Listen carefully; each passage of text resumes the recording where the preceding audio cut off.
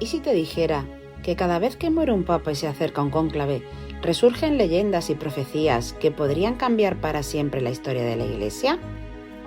Hoy te voy a contar detalles que casi nadie conoce y que seguro te van a hacer ver con otros ojos el cónclave. Pero antes, acompáñame en este viaje por los misterios, rituales y profecías que rodean a la elección de un nuevo papa. Y por favor, quédate hasta el final, porque hay un mito que todos creemos y está generalizado y que hoy voy a desmontar junto a ti. Muy buenas, amante del misterio y de la intriga. Bienvenido a Scarlet Code, el podcast que te adentra en los misterios más profundos de la historia o a veces también de los crímenes reales. Ya sabes que como siempre estoy aquí para ayudarte a conciliar el sueño, si para eso me has elegido, y si no, para que conozcas nuevos enigmas y desveles nuevas intrigas. Si te apasionan los enigmas, las curiosidades y la historia oculta, suscríbete, dale like y activa la campanita para no perderte ningún vídeo. También puedes seguirme en todas mis redes sociales, puedes encontrarme en todas ellas como Scarlet Code 13. A lo largo de esta semana, en mis redes sociales, hemos estado explorando récords, anécdotas y curiosidades sobre el cónclave y la historia papal. Pero en este vídeo voy a invitarte a que vayamos mucho más allá. Vamos a adentrarnos juntos en grandes misterios, rituales y profecías que rodean este proceso que es único en el mundo. Así que, vamos allá. Recuerda, más adelante voy a desvelarte un mito que se repite cada vez que hay una elección de un papa nuevo y que creo que a lo mejor ya hasta sabes cuál es. Vamos a empezar primero con las profecías, esas de las que todo el mundo habla cuando hay que elegir un nuevo papa. La más famosa, aunque te parezca que es la de Nostradamus, es la de Malaquías. Malaquías era un arzobispo irlandés que vivió en el siglo XII.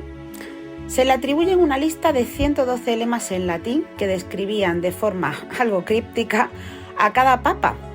Por eso te digo que es la más famosa, porque es la que realmente describe esa lista o listado de papas. Ese listado empezaba con Celestino II en 1143 hasta el último pontífice, que Malaquías llamó Pedro el Romano.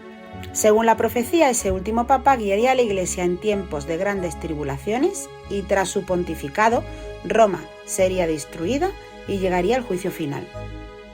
¿Pero de dónde salió realmente esta lista y por qué ha fascinado tanto durante siglos? Pues aquí está la respuesta. En el caso de San Malaquías, esas supuestas visiones no fueron conocidas ni en vida ni durante los siglos posteriores a su muerte en 1148. No hay referencia a ellas en documentos antiguos ni menciones en la iglesia de su época. Fue casi 400 años después, más bien 450, en 1595, cuando un monje benedictino, Arnold Wyon, publicó por primera vez la famosa lista de los 112 lemas del libro Lignum Vitae.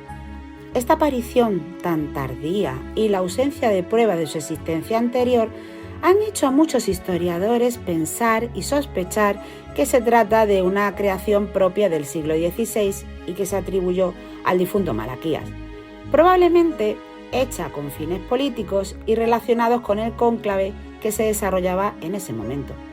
Sin embargo, desde su publicación, las profecías de Malaquías han capturado tanto la imaginación de creyentes y curiosos como cuando algún lema parecía coincidir con el papa recién elegido.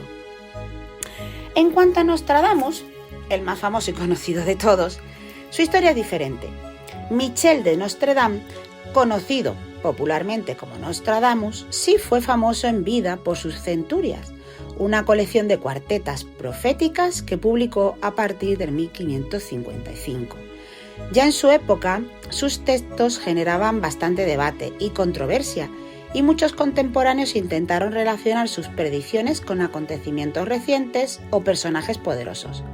Con el paso de los siglos, la fama de Nostradamus no hizo más que crecer. Como puedes comprobar, ha llegado hasta nuestros días. Sobre todo en épocas de crisis o grandes cambios históricos. Sus profecías han sido reinterpretadas una y otra vez y a menudo se le atribuyen ciertos aciertos solo después de que ocurre el hecho importante, lo cual es bastante sospechoso, ¿no? Adaptando siempre sus palabras a los acontecimientos de ese momento. Es interesante en este momento hacer notar que, aunque las profecías de San Malaquía y la de Nostradamus fueron publicadas apenas con décadas de diferencia, no podemos establecer una relación directa entre ellas, ya que no hay una evidencia que lo demuestre. Malaquías vivió en el siglo XII, pero su texto salió a la luz en 1595, mientras que las centurias de Nostradamus ya circulaban desde 1555. Ambas obras surgieron y alcanzaron notoriedad en una Europa que estaba marcada por la inestabilidad religiosa y política, donde la expectación por el futuro de la Iglesia y el del mundo era enorme. La sociedad de la época era especialmente receptiva a textos proféticos. Creo que eso no nos ha cambiado mucho. Y tanto las profecías de Malaquías como la de Nostradamus fueron rápidamente asociadas a acontecimientos contemporáneos o incluso futuros. Su conexión actual se debe más a la reinterpretación y a la cultura popular que a una relación real entre los autores o los textos. Algunos lemas de Malaquías parecen encajar con papas recientes, pero la mayoría son tan ambiguos que permiten múltiples interpretaciones. Vamos, por ejemplo, con el último lema, el del Petrus Romano. Ha cobrado fuerza, sobre todo en este cónclave. ¿Por qué?, dirás. Pues porque hay cardenales que se postulan entre los favoritos, cuyo nombre de nacimiento es Pedro o Pietro. Y encima, pues claro, si ya te he dicho Pietro, vinculados a Roma, lo que alimenta pues más el debate sobre si el próximo papa será el último de la profecía de Malaquías. Pero, ¿y si te dijera que hay aún más interpretaciones sorprendentes? No te vayas, porque lo mejor está por llegar. ¿Qué dice Nostradamus sobre esto? El famoso vidente francés del siglo XVI, como ya hemos dicho, escribió Las Centurias, que eran una serie de cuartetas interpretada como alusiones a papas y catástrofes. Sin embargo, la mayoría de sus predicciones son aún más crípticas y abiertas que las de Malaquías. Ya hemos dicho que Malaquías era bastante críptico, hablaba de un Pietro el Romano que sería el último papa de la Iglesia. Bueno, pues Nostradamus tampoco se quedaba atrás en cuanto a ser críptico y enigmático. Habla de grandes tribulaciones en Roma, de la llegada de un pastor supremo y de la destrucción de la ciudad de las 7 colinas, pero nunca menciona nombres ni fechas concretas. Los expertos coinciden en que sus textos son tan generales que pueden aplicarse a muchos contextos históricos. De ahí que la profecía sea abierta, la puedes aplicar a muchos contextos históricos, a eclipses y a lo que tú quieras. Y que no existe una referencia directa y comprobable al cónclave actual ni al fin del papado. Aún así, cada vez que hay un cónclave, dirás, cada vez que hay un cónclave, mencionan a Nostradamus, ¿verdad? Pues sí, por lo menos en los modernos y en los que yo tengo memoria hasta ahora, que son los que hemos vivido en la era de la comunicación, ¿no?, por llamarla así, de la globalización de los medios de comunicación y ahora de las redes sociales. Siempre se atribuye a Nostradamus cuando empieza un cónclave o una crisis en la Iglesia. Las teorías sobre Nostradamus siempre vuelven a circular cuando hay un hecho de este tipo. En ambos casos, el interés por estas profecías ha ido en aumento cada vez que la Iglesia atraviesa cualquier momento de incertidumbre. Y pues ahora mismo con la muerte del Papa Francisco y la celebración hoy, el comienzo del nuevo cónclave. Aun cuando no hay pruebas sólidas de que Malaquías o Nostradamus predijeran el futuro con precisión, no las hay. Sus textos son desempolvados y reinterpretados cada vez que hay que alimentar un nuevo misterio. Pero ahora sí voy a llegar a la promesa que te hice. Voy a desvelarte eso que has dado por hecho de las profecías de estos dos autores y que no sabes que realmente no tiene ninguna base ni fundamento ni se encuentra en ninguno de sus textos. Creo que si has llegado hasta aquí ya sabrás de qué estoy hablando. Sí, la profecía del Papa Negro. ¿Es verdad que existe una profecía sobre la llegada de un Papa Negro? ¿Y qué tiene que ver esto con los jesuitas o con el futuro de la Iglesia? Pues a ver, te cuento. El término Papa Negro no proviene de ninguna profecía oficial, ni de un texto literal de Malaquías o de Nostradamus. Tradicionalmente, ese apodo se utilizó para referirse al superior general de la Compañía de Jesús, es decir, el líder mundial de los jesuitas, por la influencia que estos ejercen en la Iglesia Católica y porque los jesuitas visten de negro, en contraste con el blanco papal. Cuando en 2013, como podrás suponer, fue elegido el Papa Francisco, el primer pontífice jesuita de la historia, pues muchos medios especularon y volvieron a hablar de la profecía del Papa Negro, interpretando que podría cumplirse por su pertenencia a la orden jesuita. Sin embargo, esta interpretación es más fruto de la tradición popular y de, un poco la tradición y el enigma que rodea a la elección de un papa que a una profecía real. La expresión también se ha usado para especular con la posibilidad de que pueda haber un papa africano, algo que tampoco ha ocurrido aún en la historia reciente, añadiendo a esto que entre los posibles papas hay cardenales africanos que hoy entrarán al cónclave para elegir al nuevo papa y que además también son elegibles como tal. Las interpretaciones que se han hecho sobre esto son ambiguas y adaptadas al contexto de cada época, como ya hemos dicho, y la mayoría de los expertos coinciden en que estas teorías responden más a la fascinación popular por el misterio y el cambio que a una profecía auténtica, de ninguno de los dos, ni de Malaquías ni de Nostradamus. Las lecturas menos sensacionalistas y dramáticas entienden que ese fin del mundo del que habla Nostradamus se refiere más al colapso institucional de la Iglesia que a una catástrofe que termine con la humanidad. En definitiva, la profecía del Papa Negro no es más que una construcción simbólica popular sin fundamento en los textos originales ni de Malaquías ni de Nostradamus. ¿Te sorprende? Pues fíjate, a mí también me sorprendió. Pero voy a hablarte ahora, para finalizar y mantenerte con la intriga, de todos los procesos y todas las tradiciones que envuelven el cónclave, que ya te digo y te adelanto que no dejan de ser tan intrigantes como las profecías de Malaquías y Nostradamus. Espera, vamos a contar los secretos. De primeras tenemos que considerar esta semana como histórica, ¿verdad? Tras el fallecimiento del Papa Francisco el pasado 21 de abril, el Vaticano ha ido sucediéndose en una serie de rituales que dan paso a un pontificado a otro.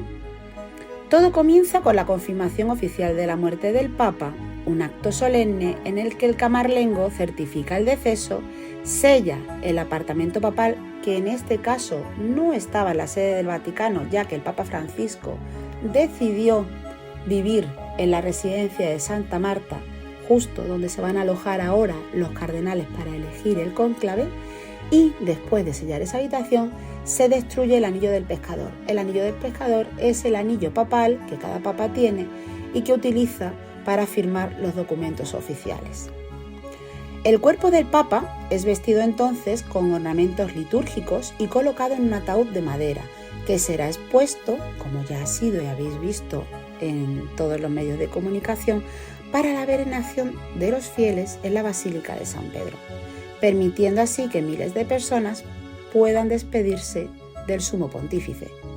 El funeral se celebra en la Plaza de San Pedro, presidido por el decano del Colegio Cardenalicio, e incluye la misa de exequias, la última recomendación y la despedida con las letanías de los santos y finalmente la inhumación del féretro, que en este caso y también por expreso deseo del Papa Francisco fue enterrado en la Basílica de Santa María la Mayor, siendo el primer papa que está enterrado allí.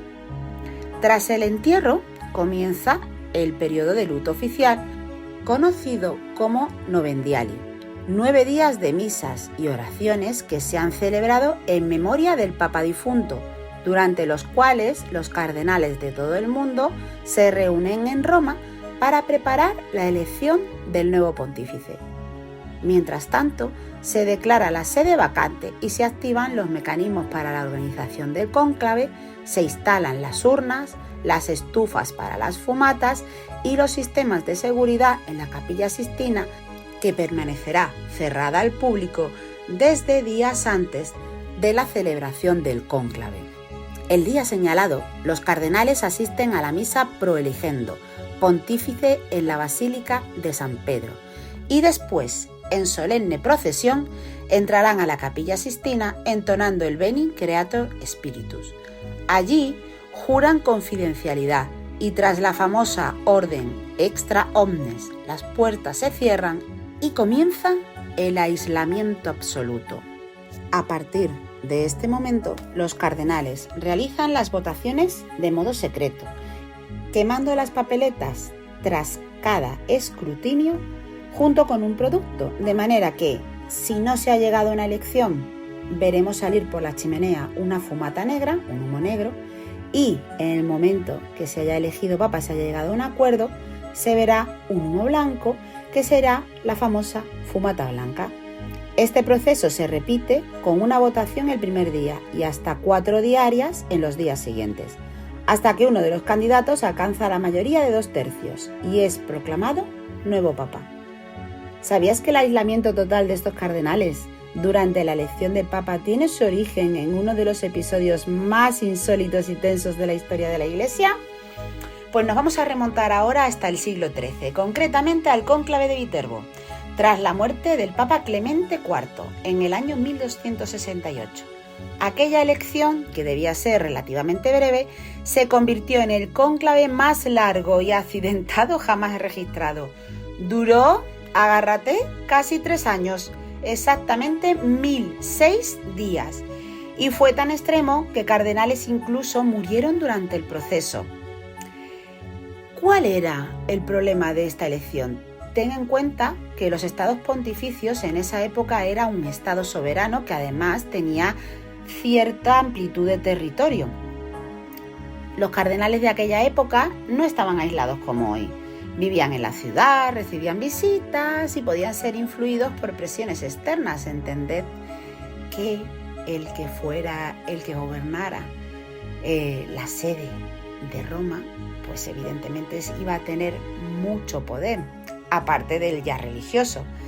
El estancamiento y la división entre las facciones llegó a las autoridades civiles de Viterbo a tomar medidas desesperadas porque la ciudad estaba sin gobierno, los estados pontificios estaban sin gobierno. Con lo cual, ¿qué creéis que se les ocurrió? Pues encerraron a los cardenales bajo llave en el palacio papal, redujeron sus raciones a pan y agua y hasta retiraron el techo del edificio para exponerlos a las inclemencias del tiempo con la idea de forzar una decisión rápida. De ahí vino el término cónclave, que proviene precisamente de la época y que significa con llave, porque el encierro fue forzado para que los electores llegaran a un acuerdo. Aquel episodio, como ves, marcó un antes y un después porque hasta ahora sigue haciéndose. Desde entonces se estableció como norma el aislamiento absoluto de los cardenales durante la elección papal, una tradición que, con las adaptaciones necesarias evidentemente, sigue vigente hoy en la Capilla Sistina. Así el secreto y la incomunicación que caracteriza el cónclave actual tienen su raíz en Viterbo, donde la presión de la ciudad y la Iglesia forjaron el ritual que hoy conocemos. El proceso comienza con la procesión, como ya hemos dicho, hacia la Capilla Sistina. Una vez dentro, cuando se han cerrado las puertas, los cardenales juran secreto absoluto, bajo amenaza de excomunión, y el maestro de ceremonias pronuncia la frase extra omnes, que significa fuera todos, marcando el inicio del aislamiento total. Durante el cónclave, los cardenales no pueden comunicarse con el exterior. Incluso hoy en día se bloquean las señales, se revisan pertenencias y se instalan inhibidores de frecuencia y de señal. Todo el proceso está rodeado de vigilancia y medidas de seguridad para evitar cualquier filtración. Las votaciones se realizan en secreto. Cada cardenal escribe el nombre de su elegido, dobla la papeleta y la deposita en una urna. Si algún candidato alcanza los 2/3, como ya hemos dicho antes, pues se haya llegado a un consenso. Cuando finalmente se ha elegido al nuevo papa y esa fumata blanca de la que hablábamos sale por la chimenea, Se le pregunta si acepta el cargo y qué nombre desea tomar, porque los papas, desde Juan II, cambian su nombre. Y dirás, ¿por qué desde Juan II? Bueno, pues Juan II se llamaba Mercurio y en aquella época, Edad Media, pues tenemos que tener en cuenta que llamarte Mercurio era algo pagano, con lo cual decidió cambiar su nombre a Juan II y esa tradición la hemos mantenido hasta ahora. Una vez que el Papa elige nombre, ocurre uno de los momentos más íntimos y menos conocidos del proceso. El Papa electo se conduce a la estancia de la lágrima, la sala de las lágrimas. ¿Y qué es esa sala de las lágrimas, dirás? Pues se trata de una pequeña habitación bastante austera, situada junto a la Capilla Sixtina. Su nombre proviene de la emoción de muchos papas que han tenido al llegar allí. Es el primer lugar donde el nuevo pontífice asume en soledad el peso de su misión. En esta sala el Papa se viste por primera vez con la sotana blanca y puede dejar fluir sus emociones antes de presentarse ante el mundo. La estancia, decorada con un diván rojo, una cruz y algunas imágenes marianas, simboliza el momento de transformación personal y espiritual que vive el nuevo líder de la Iglesia.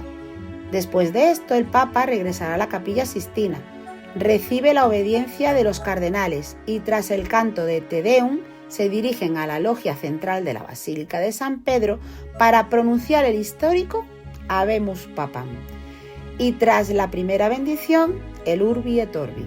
En conclusión, el cónclave es mucho más que una elección, es un ritual cargado de historia, simbolismo y misterio. Y las profecías de San Malaquía y Nostradamus, aunque fascinantes, deben analizarse con rigor y escepticismo dentro de lo que cabe, ya que su origen y significado real siguen siendo objeto de debate entre historiadores y creyentes.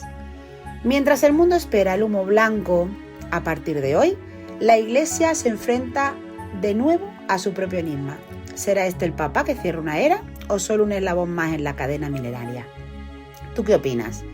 ¿Crees que las profecías esconden alguna verdad o son una leyenda? ¿Te gustaría saber más sobre los secretos del cónclave? Seguiremos explorando alguno más que otro jueves y viernes. Así que estate atento en estas redes.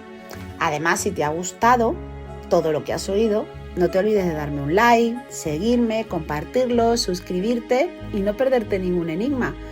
No sé si habrás llegado hasta aquí despierto o si ya te habrás dormido. Si te has dormido, dulces sueños. Y si sigues despierto, pues gracias por acompañarme hasta aquí. Activa la campanita y estate atento para nuevos casos de misterio, intriga y true crime. Nos vemos en la próxima.